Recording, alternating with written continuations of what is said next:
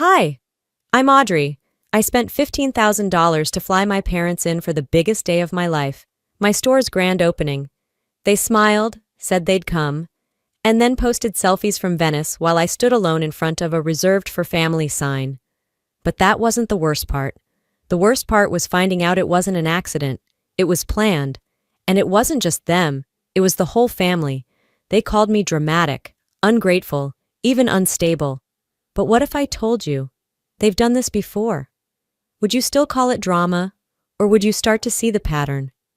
What really happened behind the smiles, the comments, the family first posts? Let me show you. I had rehearsed that morning in my head for weeks. How I'd greet each guest, how the floral arch would frame the entrance, how Mom would cry when she saw the sign that read, Audrey's Bloom and Company. I even imagined the sound of champagne corks popping when I walked my parents over to the reserved row, the 3 seats I'd marked with gold foil name cards, Mom, Dad, and Gypsy. But by 11:15, those chairs were still empty. By noon, the catered lunch had gone cold. I kept greeting guests with my best store owner smile, snapping photos with old clients and new neighbors. Everyone kept saying, "You must be so proud." And I nodded like my stomach wasn't twisting itself into knots.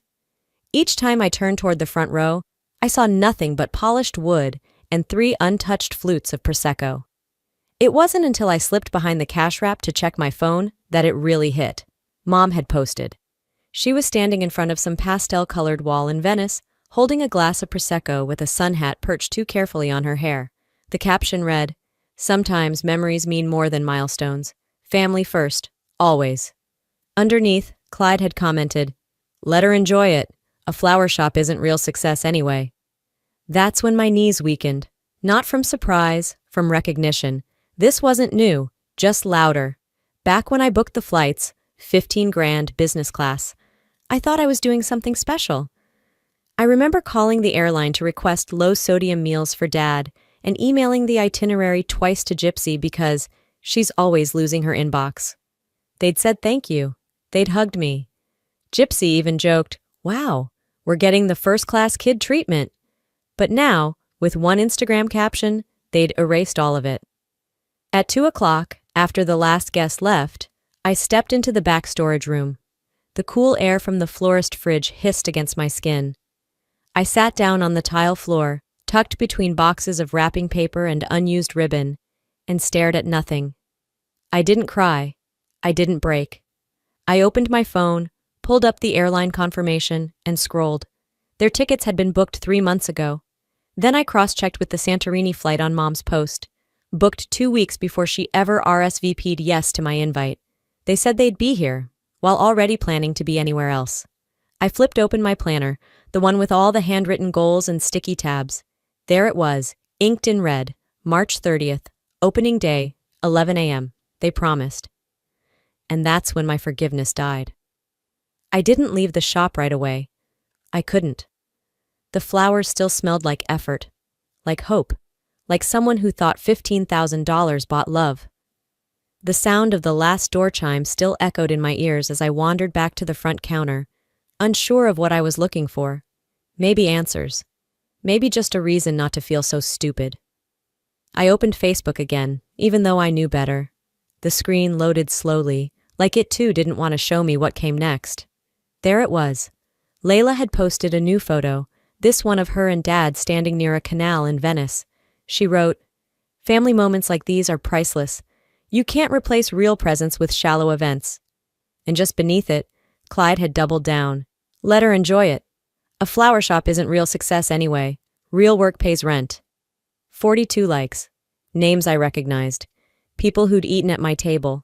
Cousins who still owed me money. My godmother, who once said I was going to change the world. Their approval came cheap, just a tap of a screen. It wasn't just their absence anymore. It was mockery. Public, smug, intentional. And they weren't done. Clyde hadn't just commented. He'd shared the post into the extended family group, captioned it with a cherry on top. "We chose real life over petty parties. Family is more than flowers." Someone else replied, "She always was dramatic." I didn't respond. I just started saving screenshots. Every comment, every like. Not out of rage yet. Out of habit, out of necessity. Then I made a folder on my phone and titled it, Receipts Public. A text came in from Rachel, an old college friend. Saw what your uncle posted. Are you okay? I stared at the message for a long minute before replying. Not surprised, just disappointed by how loud silence can be. Even then, I wasn't crying. I wasn't yelling. I was documenting. People love to call it drama when it's not their name being dragged. I scrolled through the post again and stopped at one particular like, Aunt Melissa's daughter, the same girl I used to babysit when I was 16. I remembered reading her bedtime stories, staying late when her mom worked night shifts. She had liked the post, the one that called my dreams shallow. I zoomed in on her name, heart hammering but steady. They've been shaping this story for months, I whispered. But so have I. I shut my laptop just after midnight, but sleep never came. My mind was still scrolling through names, through likes, through words that didn't belong to strangers, but to people who'd once sung me lullabies and promised me the world. By morning, the rain had settled in. A soft drizzle kissed the windows of my apartment, the kind of gray that makes you forget what joy ever looked like in color. I didn't open the shop. Instead, I sat on the edge of my couch, phone in hand, staring blankly until the screen lit up with a new message. It was from Anne-Marie, my cousin. Hey, are you okay? Aunt Layla said you didn't want us there. Attached was a screenshot of the family group chat I hadn't been a part of in years. Layla. She made it clear it'd be awkward, said she wanted real friends only. Another message followed. We didn't want to ruin her moment if she was trying to impress her business crowd. I didn't blink. I didn't breathe. I just read it again. They weren't ignoring me. They'd rewritten me. I stood up, walked to the kitchen, poured myself a glass of water I never drank, then grabbed my laptop. With a few clicks, I pulled up my Dropbox and opened the folder labeled Store Launch 2024. Invoices, flight confirmations, guest list PDFs, printed RSVP forms, and the email I'd sent Layla, time-stamped and polite. Hi Layla, just finalizing the guest count. You, Mom, Dad, and Gypsy are confirmed for front row. Let me know if you need parking details. Excited to celebrate with you. Her reply? You're so thoughtful, Odd. We'll be there front row. Can't wait. I remember when I saw that heart emoji, I smiled. Back then, I thought it meant love. Now I realize it was a bandage over a bullet wound. 3 weeks before the launch. That's when I sent the email, and they were already packing sandals and sun hats for Europe. It wasn't just betrayal, it was performance. A facade dressed in manners and emojis.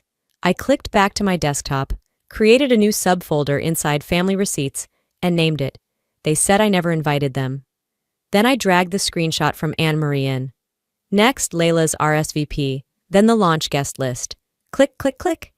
Each file like a nail, sealing the lid on a coffin I didn't build, but would bury. They've been shaping this story for months, I whispered again. But let's see who's keeping track now. Morning came with a chill that didn't belong to spring. The rain hadn't stopped, and neither had the tight coil in my chest. I left the store closed and sat at the dining table, coffee untouched, staring at my open laptop. I pulled up a file I hadn't opened in months. monthlyfamilysupport.xlx. It started simple. Gas money for Dad when he couldn't make it to his specialist appointment. A few hundred for Gypsy's college books. Then it snowballed. April 2022. Clyde. $500. Just for rent short term. You're doing well now, kid. July 2023. Layla. $1,200. The heating bill's overdue. You don't want your parents cold, do you? October 2023. Gypsy. $3,800. Dental emergency. I'm in pain every time I chew.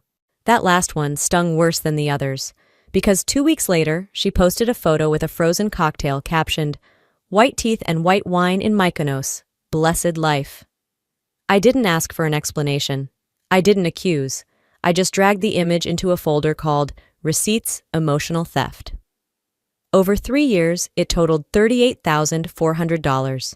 No contracts, no repayment, just guilt-tripped generosity wrapped in family language. I pulled out a pen and scrawled across a manila folder. Trust transaction. The irony? Every time they asked for money, they said it with love. You're the successful one, Odd. It's not a big deal for you. You're doing great. Don't act like we haven't always been there for you. But when I needed them, on the one day that mattered, they vanished into a European backdrop. It was never help. It was harvest. Every dollar I sent, they pocketed with one hand and passed shade with the other.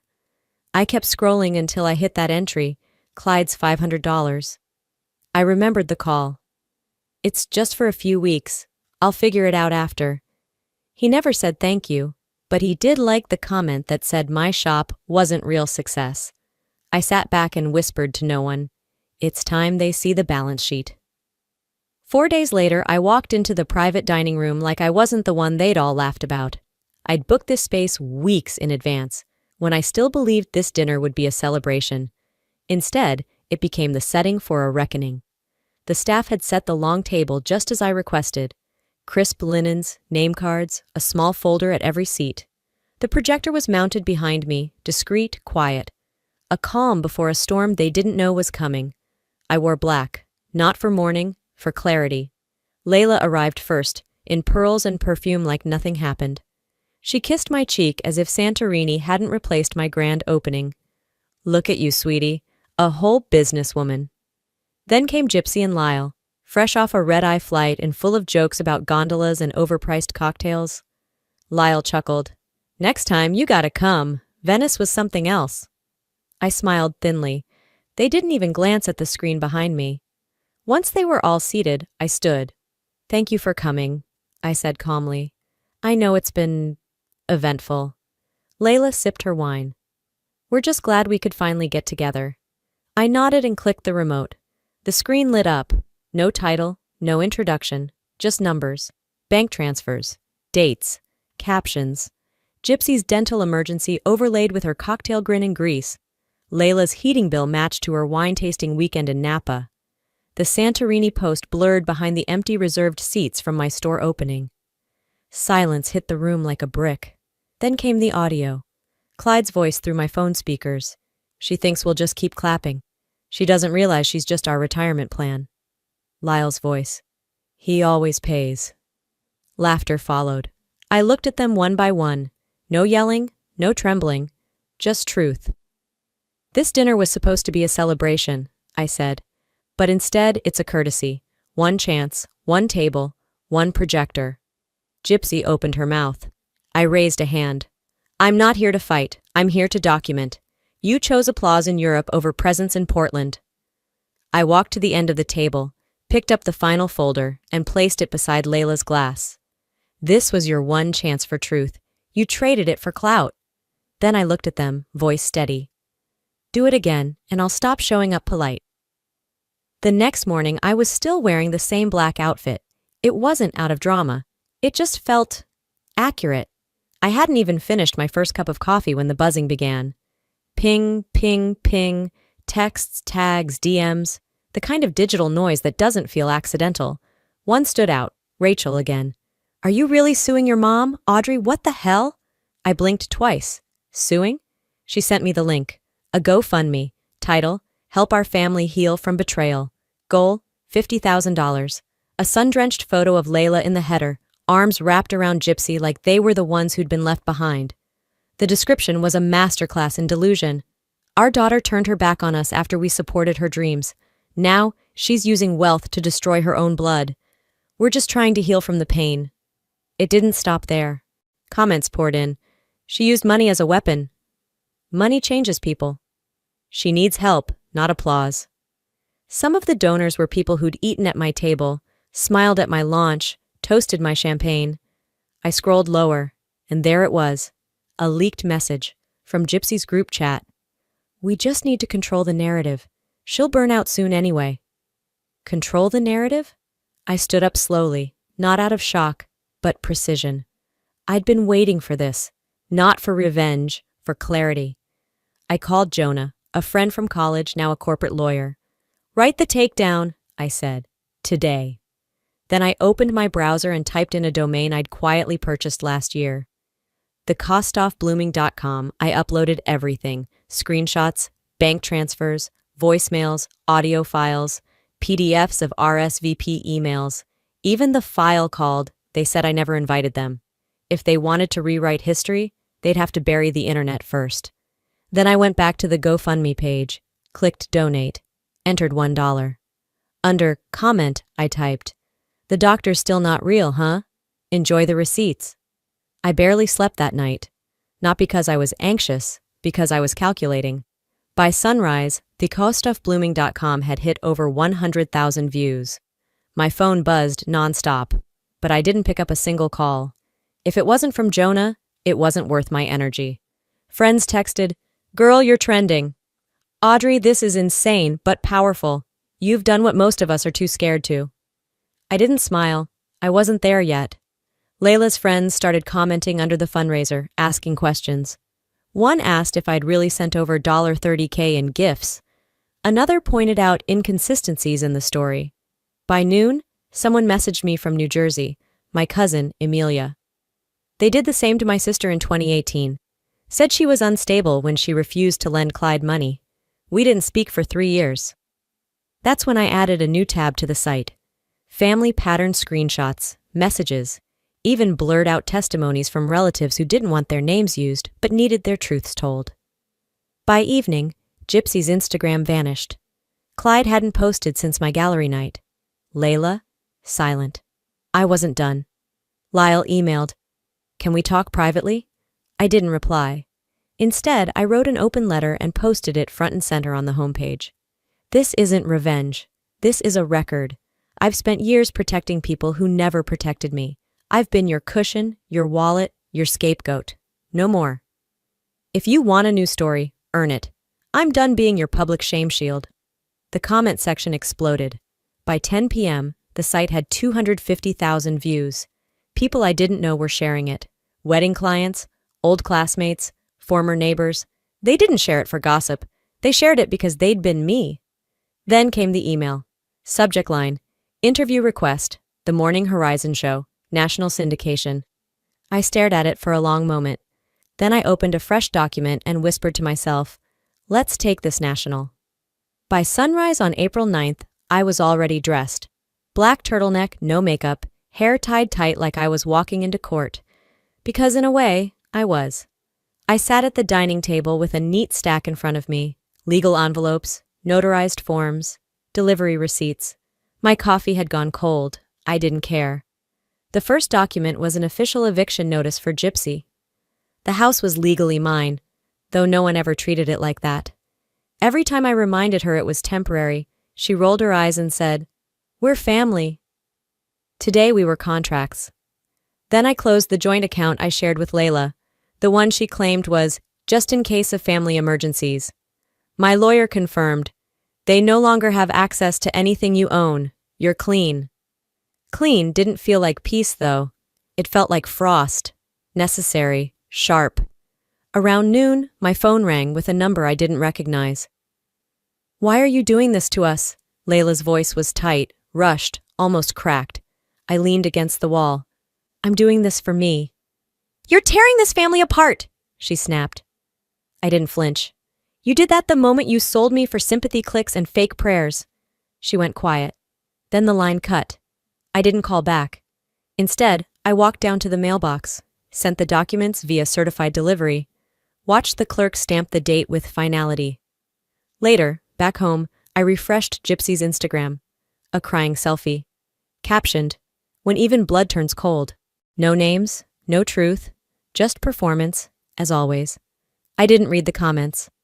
I opened my podcast page, Real Bloom, and uploaded the teaser for episode 1, The Price of Being Your Family. I clicked publish. The tab closed. I exhaled. Then I checked my mailbox. Inside, a single card, pale yellow envelope, no return address. I opened it slowly. 5 words, handwritten in black ink. "We miss you, M." 6 weeks later, the stillness of my new townhouse felt earned, not empty. I rose early as usual. The maple tree outside my kitchen window was fire red now, its leaves catching the morning light like slow-burning embers. I poured a single cup of coffee, watered the bonsai by the sink, and opened my laptop. Real Bloom, Episode 1, 2.3 million streams. Ad revenue, $14,037. Every cent had already been transferred to a scholarship fund I named after my grandfather, the Edward Simmons Creative Futures Award. He was the only one in my family who never made me feel like love had a price tag. I didn't receive any new messages from Layla, Gypsy, or Clyde. Their silence, for once, was honest. Clyde had tried to file a defamation suit. The judge dismissed it within minutes. Public figures by their own making. Gypsy moved to Arizona. Layla's last social media post was a blurry sunset and then, nothing. Sometimes, I drove past the house I used to call home. The shutters were now blue. Kids' scooters lined the front walk. A chalk drawing on the sidewalk spelled out "home" in bubble letters. They'd replaced the old black mailbox with a blue one. I smiled. On my desk sat the yellow card again, the one that said, "We miss you. M." There was no return address, no apology, no signature. I walked out to the back patio with it in hand, dropped it into a steel bowl, lit a match. It curled, smoked, and folded into itself, quietly, completely, not out of anger, just release. Back inside, I shut the patio door behind me. The house held only what I chose to keep now. On the wall above my desk, I'd framed my floral business license next to a certificate from the podcast platform. Underneath, taped to the wall, was a sticky note I'd written weeks ago, when all of it still stung. Real doctor. Real done. As I reflect on this journey, I realize it wasn't just about confronting betrayal. It was about choosing myself, even when I'd been taught to believe that my worth came from others' approval, from endless sacrifices that only led to more disappointment. Life isn't a transaction, no matter how many times it feels like we're being asked to pay for someone else's mistakes. The lesson here is simple, but powerful. You are enough, just as you are. You don't need to prove your worth with money, with endless giving, or with tolerating disrespect. And most importantly, don't let anyone's silence or their hurtful words make you feel invisible. It took me a long time to realize that peace isn't something others give you. It's something you create for yourself by setting boundaries, standing up for yourself, and letting go of the toxic cycles that have defined your life. And sometimes that means making the hardest choice, letting go of people who don't truly see or respect you. It may hurt, but in the end, it's the only way to heal. I want to leave you with this question. What do you need to let go of in your own life to find your peace? What boundaries do you need to set to protect your happiness and your worth? If this story touched you, if you found inspiration in it, or if you're ready to take a stand for yourself, let me know in the comments. Drop a 1 if this story spoke to something inside you, or tell me where you're watching from. And if you haven't already, please subscribe to this channel so you can follow along for more stories, real talk, and inspiration. Because there's always more to learn, and together, we can grow stronger. Until next time, remember, you are in control of your story. Don't let anyone rewrite it for you.